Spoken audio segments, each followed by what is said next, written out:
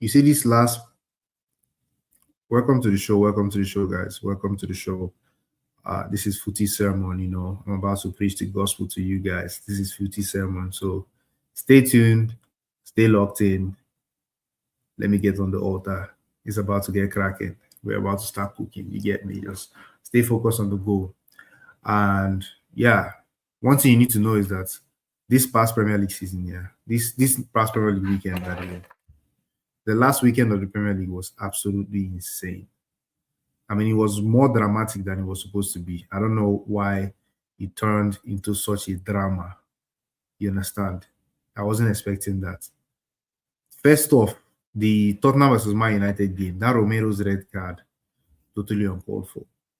Totally uncalled for. I don't know what got into his head. It seems like he's in a different planet. You get me? That guy just does what he wants to do. You understand? He had taken this red card off his game. He had taken it out for a while. He became less aggressive and all that. But what do we know? What do we know? Leopard doesn't change his sport. So Romero will always be Romero. That's one thing we know. He brought it out against Man United at the detriment of Tottenham Hotspur. Devastating loss for his team. And you know the funny thing is not that Tottenham wouldn't have lost that game without Romero's help. They were fated to lose that game to Man United anyway. Man United was going to smoke Tottenham regardless. You understand? That's what was going to happen in that game. But the red card by Romero just kind of, placated the situation for Tottenham. It just made it a little bit softer.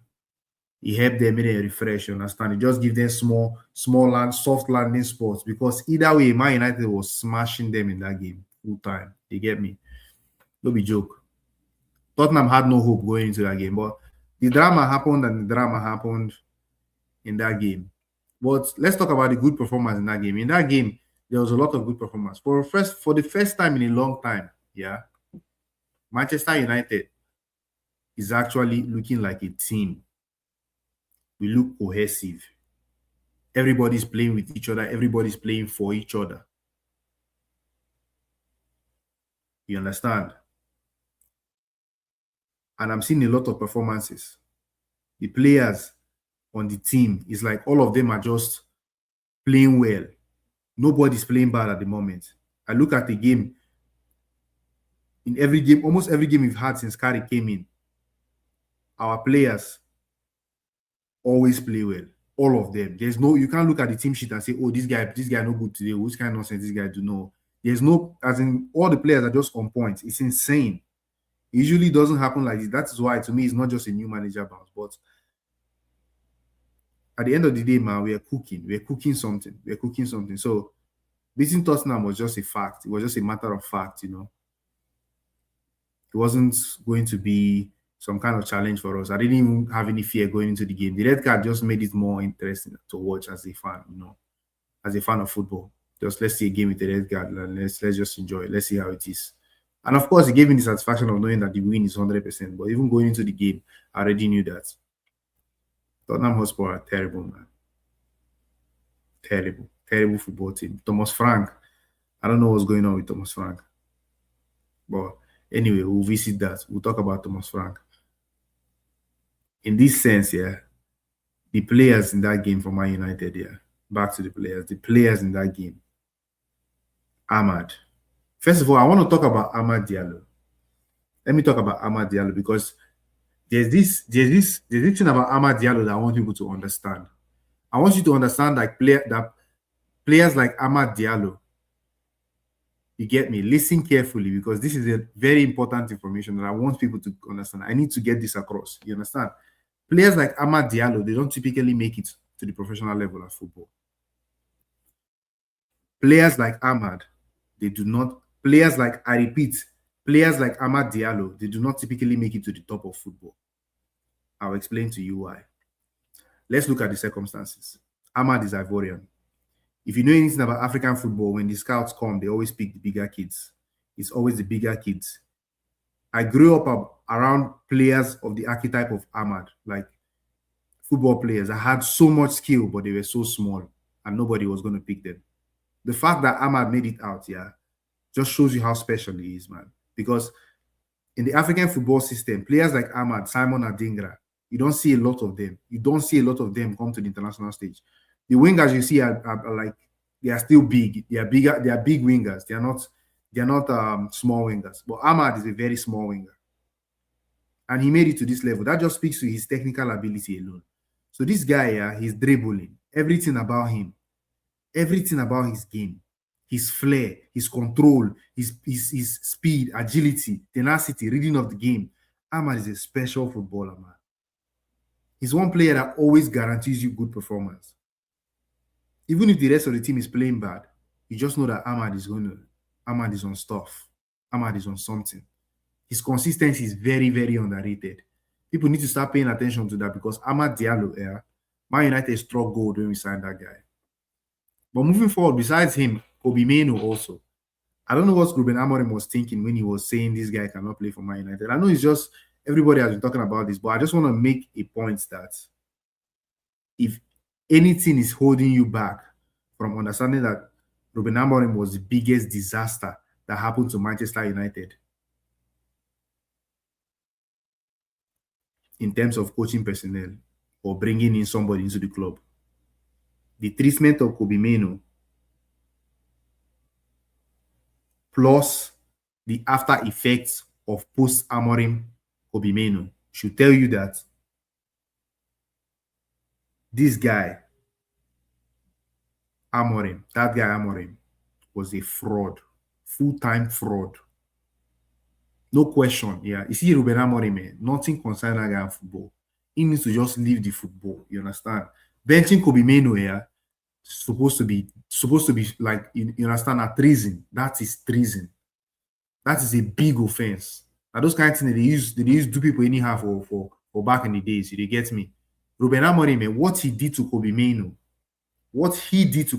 yeah, we're not supposed to forgive that guy.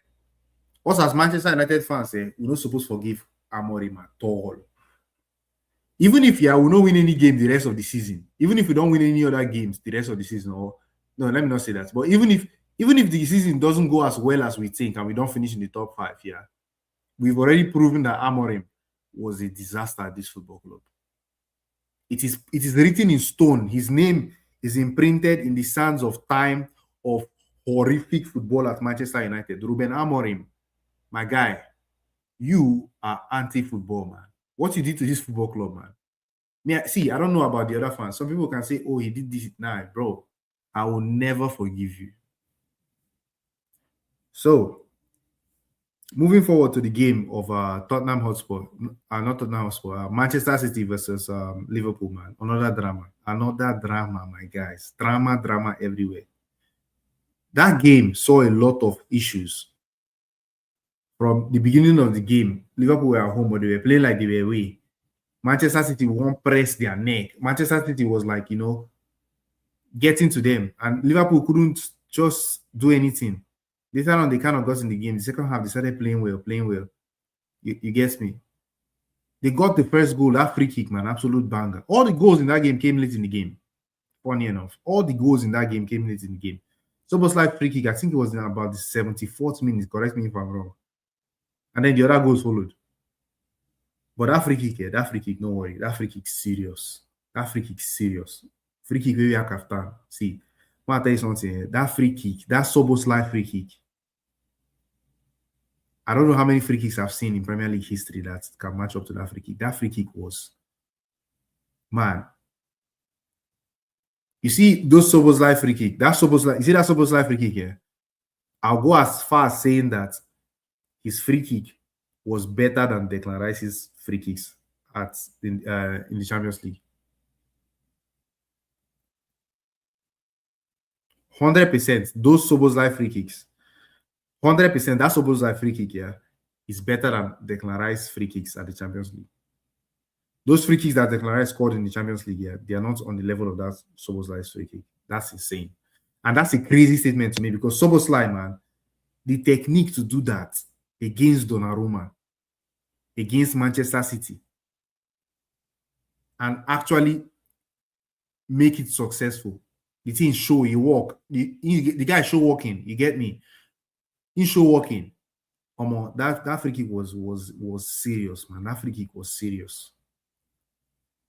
But then Manchester City came into the game later. They scored their goal. You understand? Man City is always going to be Man City. Then Haaland got the penalty late in the game, scored again. Insane work. I'm sure Arsenal fans were clutching their pearls when that was happening because that must have been like a punch in the gut, man. To watch Manchester City almost die and then resurrect, or they actually died and then they resurrected themselves because that free kick from Szoboszlai can kill a team. That free kick is the kind of free kick that sucks the soul out of a team. Pause. But yeah, that's the kind of free kick we're talking about. But Man City came back. They came back and they scored. And then the third goal happened, but I don't even know what's happening for that third goal. That third goal just be like film tricks. You understand? It'd be like Matrix or something.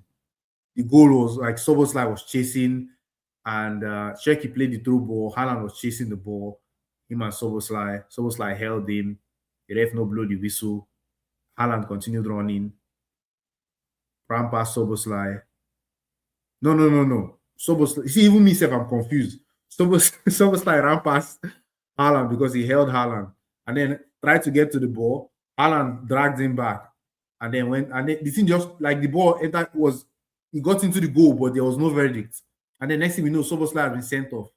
Brother, that was so much drama. It confused me. Even up to now, I'm confused. Even trying to record the events of that Szoboszlai's red card at the end of the game between Manchester City and Liverpool just tells you the complexity of the Premier League. How crazy this particular game actually individually was. So yeah.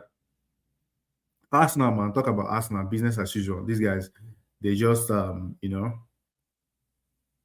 Arsenal are just a very steady team, and that's why they win the league. They're a very steady team, very consistent. You understand? Arsenal no go lose games. Like if Arsenal lost a game, it means the opponents did so much. Like they're not going to just lose a game because they made mistakes or they don't make mistakes, especially defensively. They hardly make mistakes. That is why to be able to go and win at Arsenal or beat Arsenal, you need to be clinical. You get me? Clinical. Because the chances need to come. So once the chance comes, you need to fire them. You understand me? You need to fire them. You get me? So that's how Arsenal is. That's how playing against Arsenal is. So I commend them for building such a strong team. And in the game against Sunderland, they proved it. Their first game they played against Sunderland this season. In that game, I remember Brian Brobby wasn't in that game that he scored that his crazy goal.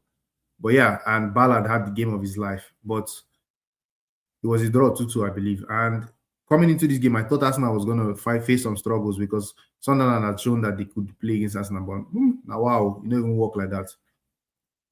Zubimendi opened the scoring. And I just want to talk about Zubimendi for a little bit here. You see Zubimendi here. His goal scoring needs to be recognized. Let's call it what it is. Because he's a very small player. He's not a big midfielder. He's not a big football player in general, not just midfielder.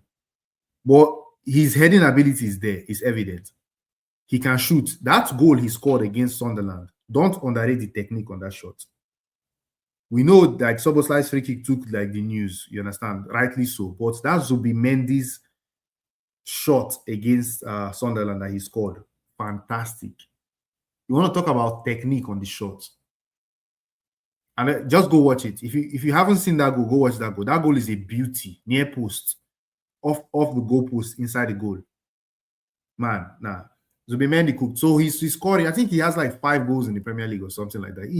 He scores goals, you know. That was the part of his game that I didn't know about. I knew about the control and all the other parts, the short passing, like the ball distribution, progressive passing. But I didn't know about him being a goal scorer, you know. So that's a good side of Zubimendi. That's being noticeable. He's selling that side to the world of football now. See me, bro, at the bad goals. Me, are serious. You get me? So, yeah, that's it for Zubimendi. Then the other goals came in, you know. Gyökeres came off the bench and scored 2 goals. That's good for him, you know.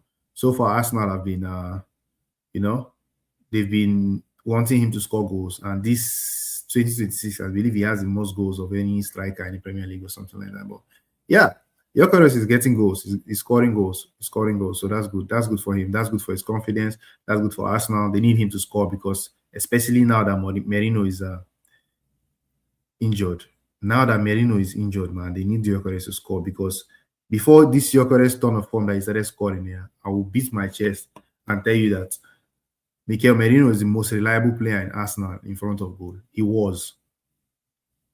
I think he still is. If you ask me, like, if you say which Arsenal player, if you play them up front in a 9 and give them like 5 games, who's going to score the most goals playing for Arsenal?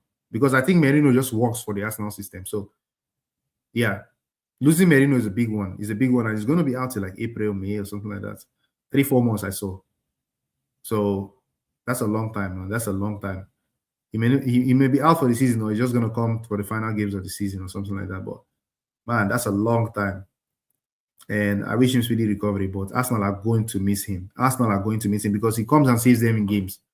Even against Manchester United, it was Merino that came on and scored, right? Merino came on and scored that scruffy corner goal. So they are really going to miss Merino. They will miss Merino. That's a fact. And yeah, they just have to start getting used to it that the guy they call off the bench to come perform miracles for them when they need it is not going to be available. So I'm sure Arteta's going to find ways to fix it. Yeah, then Chelsea, man, business as usual. Cole Palmer hat-trick, man. This guy is scary. He started this season not really well, but we all know what he has. We know that he has that bazooka in his legs. Pause. Cole Palmer has like, he's a serious baller. You understand? When he decides to do what he wants to do, he just does it. He has that level of tech. He can just pick up the ball and win you the game. You know, that's what he does. So nobody's surprised that he scored a hat-trick against Wolves because that's what Cole Palmer does. And he's like he's just different. He's different. Chelsea won the game. They are still chasing Manchester United. We need to be wary of Chelsea. They're a serious team. Yeah, that's how that one went. And then who else played? Who else in the Big Six played? What did Newcastle do? I think I saw the glimpses of the Newcastle game, but I'm not sure about that. Oh yeah, they lost to Brentford. Brentford has been cooking, man. Brentford has been cooking. You got Thiago Ouattara. Man, Ouattara is a sign. I have him on my FPL. I have him on my fantasy. Ouattara, Siri, listen. I noticed him in my fantasy league last year. Somebody else had him. This season, I just told myself that I must get my hands on Dango Ouattara. You see Ouattara, yeah. No worry. No worry. I don't play the regular FPL like the Premier League app one. That's not the one I play because I play a different one with my friends. I mean, we have a league. But yeah. Very, very interesting. If you want, let me know in the comments if you want to know the name of the app we used to play, and I'll drop it for you guys, or send me a DM on Instagram or any of my socials. Just shoot me a message, and I'll drop it for you. But yeah, that's the nature of that. That is that. Ouattara is a serious player for fantasy, at least in my fantasy league. Yeah, Villa, man, same old Villa. We expect Villa to do this at this time of the season. The Emery curse, 1-1 against Bournemouth. This is what is coming. I'm sure Arsenal fans are very happy with this because they do not like Unai Emery. Not all of them though, but a huge chunk we can say don't like Unai Emery. So Villa is just 3 points ahead of Man United, and they are 1 goal behind us. You know. Whenever you're above somebody on the table, you always want to have the goal. Whenever you're below somebody on the table, you always want to have the goal difference. You know, you always want to have the goal difference because the goal difference serves as not just a boost that you can win. It also serves as motivation. You know, it's not just a point. It's not just a stat that just says, "Oh, we are ahead of you in goals." No. Or goal difference. No. That's not what it represents. It represents motivation to say, man, we score more goals on average and concede less than these guys. Why are they better than us? So that gives you motivation to like know that you can still win because it makes you feel like you're better than the team above you. That is why having the goal difference for us that is why having a goal difference for Man City against Arsenal is important. And having the goal difference for Aston Villa getting that goal difference against Man United is very important too. They need to get their goal difference up. Man United need to get there as well because we're above Villa now. Villa needs to make sure that we don't have more goal difference than them. So I don't know how they're going to accomplish that, but I think Villa will drop down. I think Villa will drop. I think United will finish ahead of Villa. Just because I don't think it's because United are going to do some greatness or something. Like we're already doing that. You understand me? So we don't need to be humble. I don't need to be humble here, but I'm just going to be humble and say it's because I think Villa will just drop. They will just drop free fall. Like I think that's what's going to happen because they always do that. They've shown in the past, like Unai Emery is just that guy. That's what he does. So he's a great coach in the cups, but when it comes to the league, man, those knees get shaky when it gets to like crunch time. The knees start wobbling, the hands are shaking, the elbows, the joints, everything is fidgeting. Yeah, so that's why I don't trust him. I don't trust him to drag them to top four. Maybe they can finish fifth, but they won't be top four. I don't think they'll be top four. Chelsea too. The way Chelsea's playing now, Chelsea's jogging too. So Chelsea and United look like they're going to take those positions. But things can change. Who knows? Things can change. But I'm backing Chelsea and United to finish over Villa. Yeah, I am. I am. So yes, the games this week. Which are the games this week? Who they play who this weekend? Make us see. Not be this weekend, sir. This week, middle of week. Oh, Chelsea Leeds opening the midweek games. Chelsea versus Leeds United. So I think Chelsea will just absolutely smoke Leeds. Chelsea are on a ton of form now, especially now with Copa on my back. João Pedro has been firing, man. I don't think Leeds have a chance in this game, bro. They've had their little run of not losing games, and Chelsea will slap them. You understand? Chelsea will slap them. And I expect it to be a comfortable win for Chelsea too, not just a win, a very comfortable win for Chelsea. Then West Ham and Man United. Listen, it's time to cut someone's hair. It's time to cut someone's hair. You get me? Bring out the razor blade. We're not even going to do the honors of using a clipper because you put so much pressure on this fan base, on this team, my brother. Now, razor blade will go use cut the hair. You understand? Razor blade. So just get ready because the kind wunjo will go wunjo the head and will cut and finish there. Your body go tell you, we can't carry kai rub am, we don't cut am with razor blade finish. Now kai will use rub am. No go rub am how we spray. I know when you spray kai the particles is small. So if you spray kai on top wound there or more, different level. Now we need to do that guy. So that's what we need to do to United Stand guy. just give him a good haircut. Just give him a good haircut. I'm joking. Give him a nice haircut and with a clipper and let him enjoy himself. Let him have fun. Let him have fun. Let him celebrate. Let's make merry. Let's drink. Have fun because that's it. Yeah. We're gonna win West Ham. We're gonna beat West Ham. I think we're gonna beat them because we're just better, man. We have more quality. We're on a run of form. Although it's an away game, I don't think that's gonna matter. Even if they get the first goal, I still think we're going to win the game. That's just how confident I am at the moment in Man United. So nothing won't tell me, understand? Nothing won't tell me. Why be a rugged you Man United right now? Rugged you. See, listen, nobody can touch us. Nobody can touch us. So West Ham, you're getting put in a spliff, bruv. You're getting put in the bin. A bin. We will put on her for trash. Did you get me? No worry. May tomorrow just reach. May the day just reach. Let the day get here. We are going to smoke West Ham.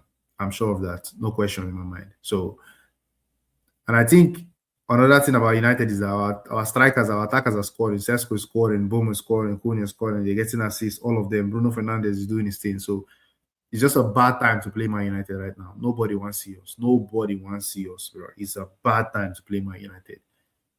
We're too much. We're too much right now. Right now, we're just doing too much. That's the truth. We are too much. And, yeah. That's it for the Man United game. Who else is playing tomorrow? Is it just Tottenham Newcastle? Interesting game. I think Tottenham are going to lose. Tottenham are just everything that Romero's not going to play to. Oh my God, they are finished. They're going to lose. Newcastle are going to win. I think it's going to be a very good win for Newcastle because they need it.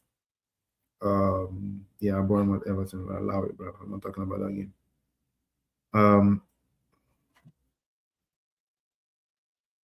Man City playing Fulham. Yeah, We've already cracked Fulham's code, so City should do the same.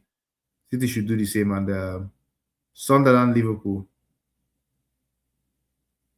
I think Sunderland can get a point at Liverpool. Or yeah, I think Sunderland can get the point against Liverpool for sure. For sure, they can get the point against Liverpool. They are good enough. Where's Sunderland on the table? They are ninth, and Liverpool are sixth. They're just 3 points between them. Of course, they can get a point against Liverpool. Especially if they play like they played against Manchester City. They're not going to beat Sunderland. Sunderland are very defensively resolute. They concede goals. They've conceded less goals than Liverpool this season. By far less goals. Considerably. Like 6 less goals. So there's no reason why they should be afraid of Liverpool. They can get a draw. I'm not saying they'll win, but they can get a draw because they don't score goals. They will not win, but a draw is very, very possible. They can hold Liverpool down to a draw. Liverpool don't have a lot of cutting edge. If Ekitike has a bad game, nobody will score. So all they have to do is just to hold them to a draw, and that's it. Yeah, that's it. Villa will play Brighton. Villa they're just gonna keep going down from here. So there's nothing to talk about there. Nothing much there. So that's it. Thank you for tuning in. Thank you for watching the video. Please like the video, subscribe to the channel, and yeah, let's keep pushing. Let's keep it pushing. Let's keep it pushing. Wait, I didn't talk about Arsenal. Who the hell is Arsenal playing? Or did I? I did not. When is Arsenal playing? Is Arsenal playing on Thursday? Oh, Arsenal play Brentford away. That is a serious game. Arsenal play Brentford away. Wow, I didn't know that. Okay, I think Arsenal will win because Arsenal are very steady. But listen, Brentford can do something, man. Those guys, this Igor Thiago, they're on fire, man. Yeah, Arsenal defense, man. Arsenal defense, man. It's hard. It's hard. This is going to be an interesting game. I'll watch it. Predictions. If I was forced to make a prediction for this game, I would say 2-1 Arsenal. 2-1 Arsenal. That's what I would say. All right, guys. Thank you. Like, subscribe, like the video, subscribe to the channel, and hype it up, bro. Hype it up, my guys. Hype it up. Let's keep pushing.